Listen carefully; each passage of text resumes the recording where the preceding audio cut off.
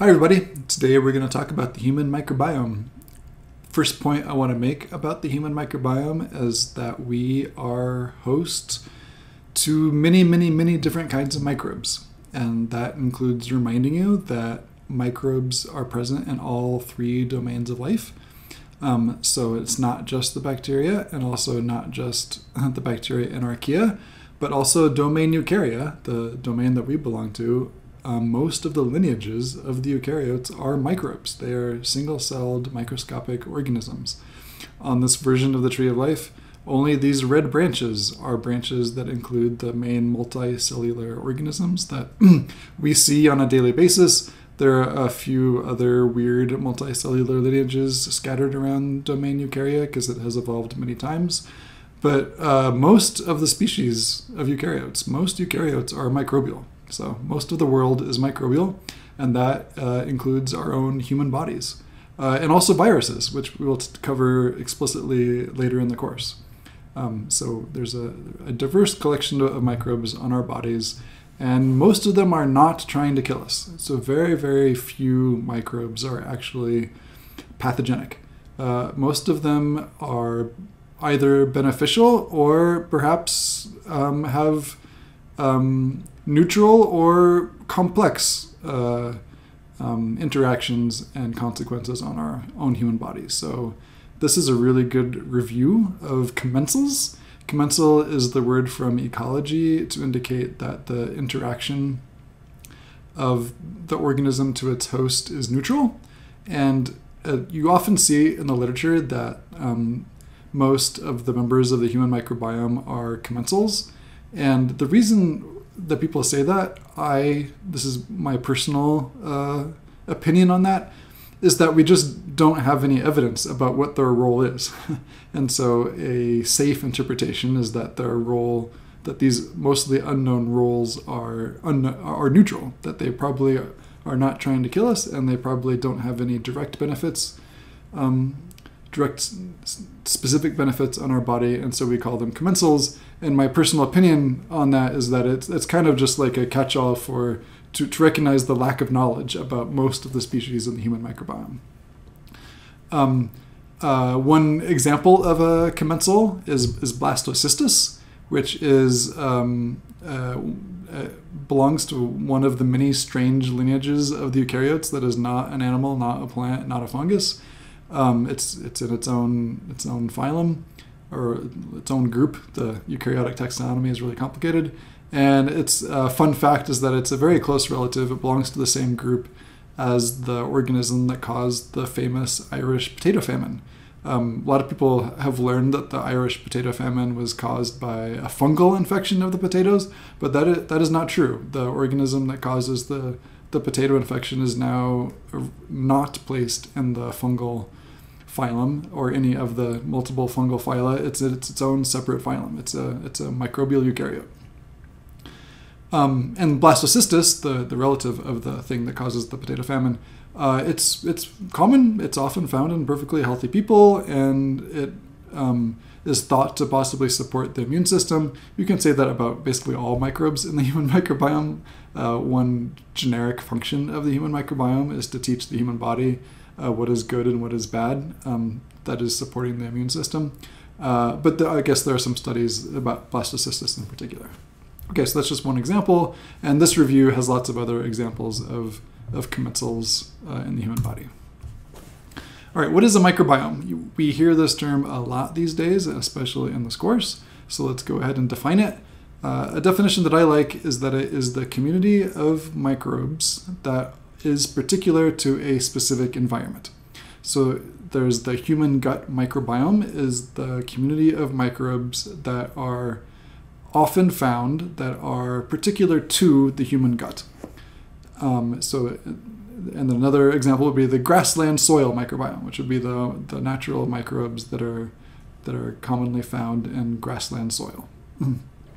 Now, it does not mean unique, right? Many species are found both in the human gut microbiome and also in grassland soil, especially among people who live near grasslands, right?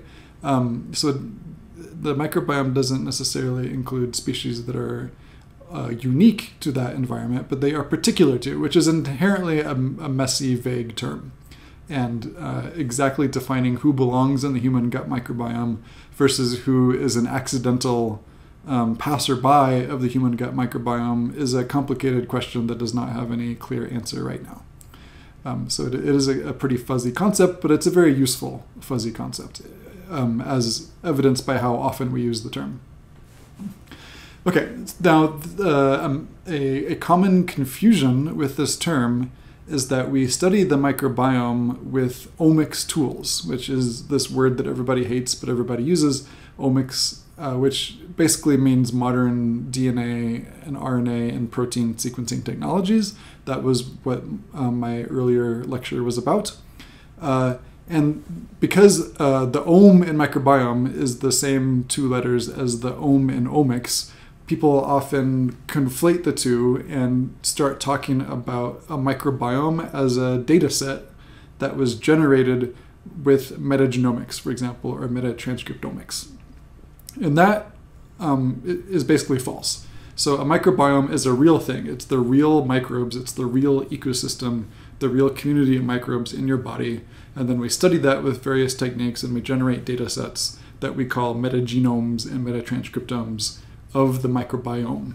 And it's actually a coincidence that the ohm is the common between the two, like they share the same ancient root, but the ohm in microbiome means the collection of microbes, just like the ohm in genome or the ohm in metagenome means the collection of genes or the collection of genomes in the case of metagenome. So the ohm means a collection of, and you shouldn't think that a metagenome and a microbiome are the same thing.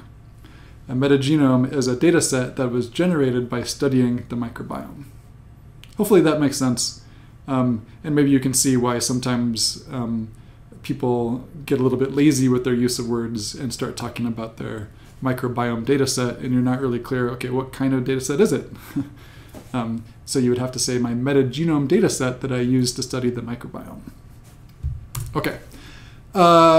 You will very commonly see claims about how abundant the human microbiome is, something like you are 99% microbe or you have 10 times more cells in your body than human cells. It turns out there's very little hard evidence for those claims. And there's actually a really good article in the Boston Globe, a newspaper, that kind of tracked down where these numbers came from. It's unusually good for a newspaper article. And I used it as a basis for my own little investigation from where these numbers came from, which I'm summarizing here. I'm not going to go over it in detail, but as just one example of a somewhat recent review, or actually don't remember whether this is a review or a research paper, where they make the same claim that there are 100 trillion cells of microbes in our body, which is 10 times more than our human cells. Which means that they probably include 100 times more genes than our own genome. Numbers that kind of make sense. Like, I mostly believe those numbers. I'm not going to say those numbers are wrong. But if you try to figure out where those numbers came from, you find that they cite a review paper by Lay et al. In 2006, where they cite, they have slightly different numbers, but they cite a paper by Whitman et al. 98. And I happen to know this paper really well because they tried to estimate the total number of cells on the whole planet. And in their paper, they just briefly mention like one sentence about the number of cells in the human body as a way of trying to estimate how many cells, how many microbes are in all animal microbiomes on the planet. So this was not focused on the human body at all. And in that paper, for its numbers, it cites two papers, one in 1966, which looked at feces under a microscope, and they just counted how many cells they saw in their feces samples. And in the paper itself, they acknowledged that they did not try very hard to be exhaustive, and their method would have missed a lot of cells that are really tightly integrated into the tissue, or cells that were just not obviously visible in their simple microscope count. So they were not even attempting to make an exhaustive study. It seems to be the only one that's ever been done. And they also cite one that's just an abstract, and it was not even a real study. So as far as anybody can tell, this number of 100 trillion cells making up the human microbiome, That number has only appeared once in 1966, and people keep citing it ever since. So it's probably roughly correct, right? That study seems to have been done fine, but it is pretty remarkable that nobody has ever really tried to get a better number than that. There is one paper that I am aware of. There might be more recently. And I should mention that I am not an expert in the human microbiome. I use the topic of the human microbiome as the first topic I cover in this course because we're all humans, and so we all have a natural connection to the topic. But it's not my area of expertise. So if you know more than I do, please help me out. I'm very open to feedback. But this paper from 2016, it was not an original research paper. It was a review, and they did a very good job of collecting all of the available evidence. And they noted that the greatest uncertainty in this comparison of the number of microbial cells to human cells in the human body, the greatest uncertainty is actually in the number of human cells, which that was a total surprise to me as a microbiologist. I just assumed that we knew how many cells are in a human body. It turns out no. There are very few studies that have attempted to calculate how many cells are in our own bodies. But their best guesses, based on the few studies that have been done, is something like 25 times 10 to the 2 times 10 to the 12, which is actually roughly similar to the number of microbial cells that we find in feces. And that's the best that we can do, is use the number of cells in our own feces, because there are basically no studies of number of cells in a live human body. And there are some obvious reasons why nobody has done that study. Still, I'm surprised that no one has tried to be clever about making use of a live human body for that purpose. But I guess it's not the most critical thing to study if you have a live human body at your available for study. There are probably much more important things to do. So yeah, their answer is that it's about actually 1 to 1, which is 10 times different than the ratio that you often used to see, at least before this paper came out in 2016.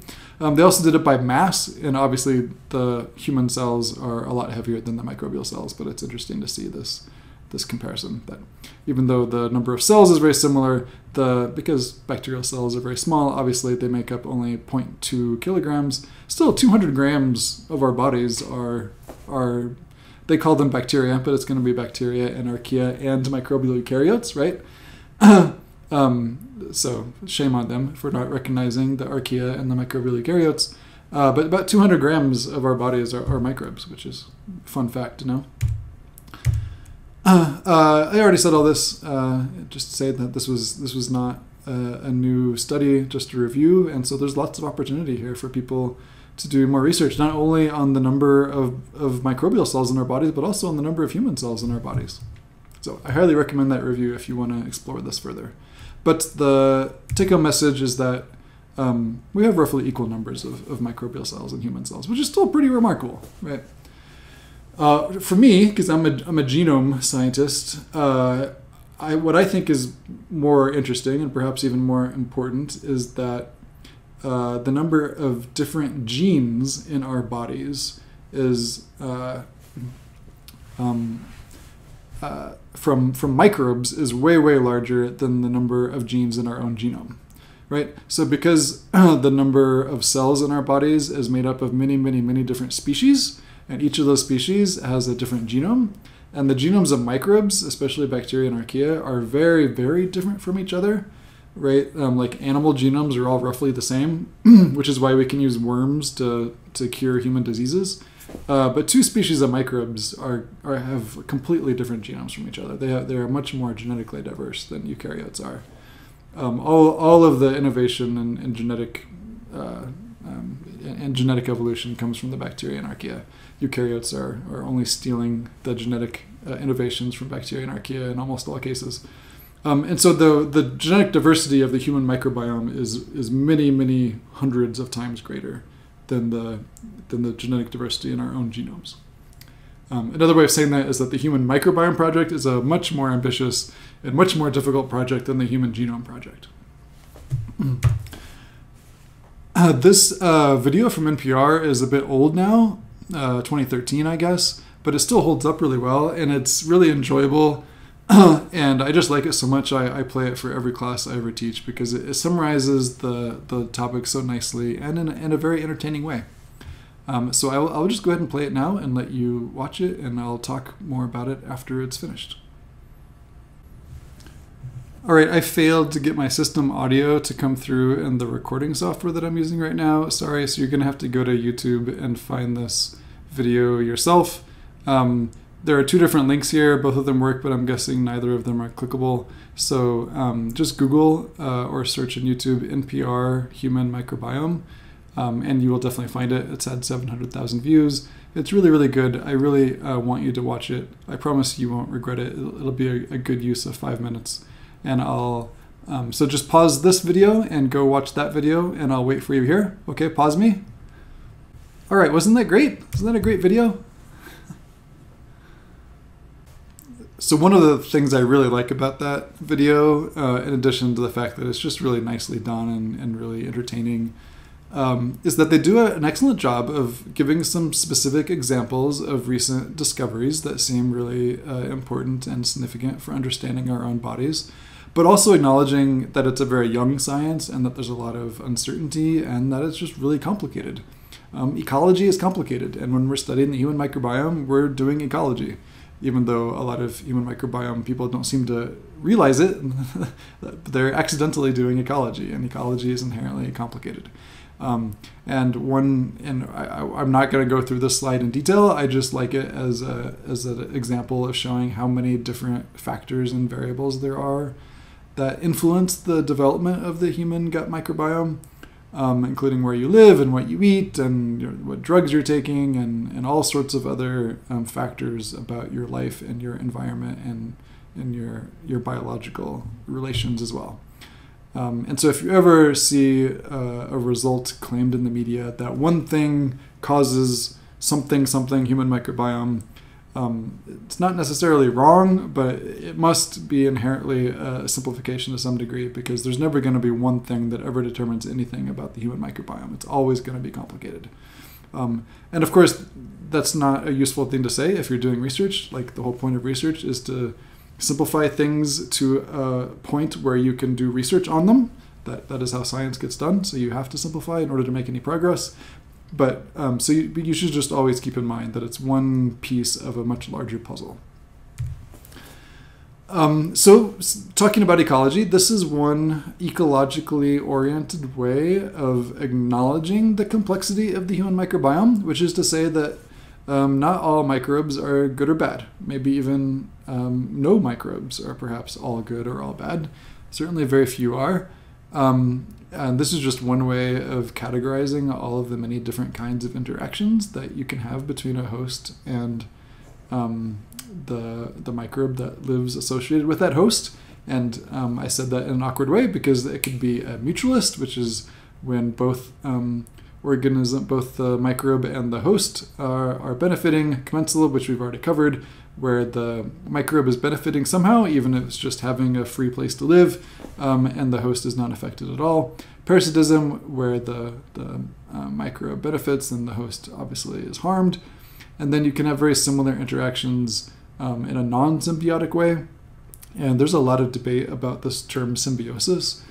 People use it in lots of different ways. This particular slide chooses to define symbiosis as some kind of very close relationship. And a non-symbiotic relationship is something where both organisms are independent and are not totally dependent on each other, right? And those cases of symbiotic relationships, often the term symbiotic has an inherently positive connotation, but you can have parasitic symbioses, right? A parasitism is actually a symbiotic relationship that is bad for the host. Okay, so symbiosis is not always good.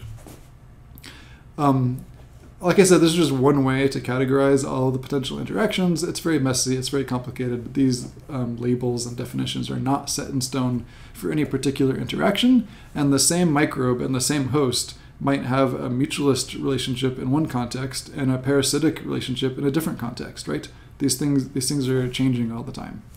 They're dynamic. So one of my favorite examples of some symbiotic relationships that are both good and bad in the human gut environment involves our dietary fiber. So we eat food.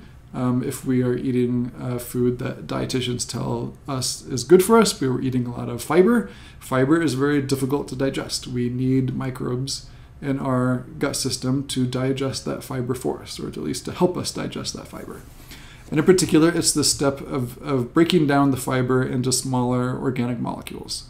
That we need many, many different species of microbes, in particular, very broadly, these groups of Firmicutes and Bacteroidetes, which are very broad groups of microbes that include many, many different kinds of species. They break these down into organic acids. The very broad term for this is fermentation, which you know as an anaerobic metabolism that is not dependent on oxygen. And it breaks large organic matter into smaller molecules. Okay, a common byproduct of fermentation are gases like hydrogen and carbon dioxide.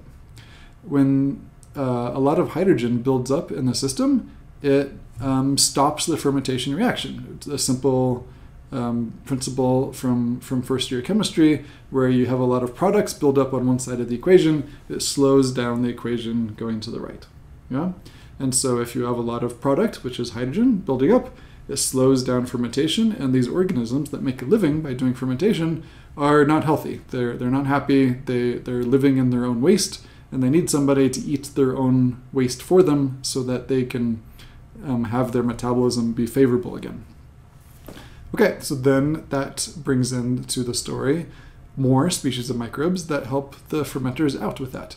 Both methanogens, which are archaea, I mentioned in my first lecture, they make methane using hydrogen gas and carbon dioxide, and sulfate-reducing bacteria that use hydrogen and sulfate to make hydrogen sulfide. So both the methanogens and the sulfate-reducing bacteria are competing for the hydrogen made by the fermenters. Okay, so this is a positive relationship between the fermenters and the methanogens, and between the fermenters and the sulfate-reducing bacteria, right? That's a mutualist relationship. Everyone is helping each other out. By consuming the hydrogen, it makes the fermenters happy, and it obviously makes the methanogens and sulfate reducers happy because they now have food. Okay, but there's a negative interaction between the methanogens and the sulfate-reducing bacteria. They are competing with each other for the hydrogen. Okay, overall, the whole set of interactions among all of these species is net positive for the host because it helps them break down the dietary fiber. The methanogens and sulfate-reducing making methane and sulfide from hydrogen is net positive. It helps more fiber get processed in an amount of time, and helps the reaction go all the way to the end. So the host gets more nutrition, gets more energy from the same amount of food. Okay, so that's one way that the diversity of the human microbiome is directly resulting in more energy for the host. It's a direct benefit to the host.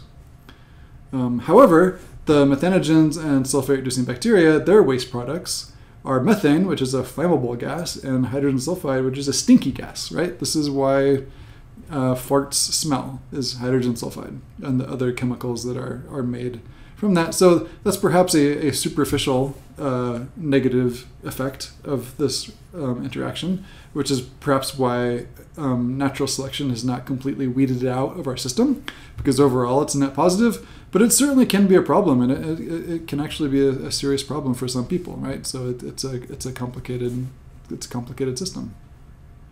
All right, so I have a potty humor, so I love this example, and I hope it helps you understand some basic ecological concepts with the human microbiome as well. One more kind of layer on top of this is that I mentioned in my first lecture that there aren't any examples of archaea that cause disease, and as far as I know, that's still true. But there are some species that have been associated with certain disorders. So here's one example with periodontal disease. So some symptoms, some collections of characteristics with disease of the mouth are associated with the increased abundance of certain methanogen species. And there are many, many, many different species of methanogens, as shown in this figure. And different methanogen species often differ in which molecules they require as the starting product for generating methane. So one species can only use carbon dioxide to convert to methane. Other species can use methanol, which is generated in our own guts from various fermentation reactions. And other species can only use more complicated molecules that have methyl groups. So these are all methylamine molecules, just larger molecules with a methyl group. They cleave the methyl group off, convert it to methane. And these are very species-specific interactions. So just knowing how many methanogens are in your mouth or in your gut is not really enough. You really need to know which species they are in order to really understand all of the ecological interactions that might be going on. And there are starting to be some studies that indicate certain species of methanogens are associated with certain kinds of disease. So that does not mean that they are causing the disease, right? They may be just as much of a consequence of the disease as they are a cause of it, right? It requires more research, but it's certainly very interesting that some archaea might play a role in some of these diseases, including things like obesity and irritable bowel disorder and other intestinal disorders like that.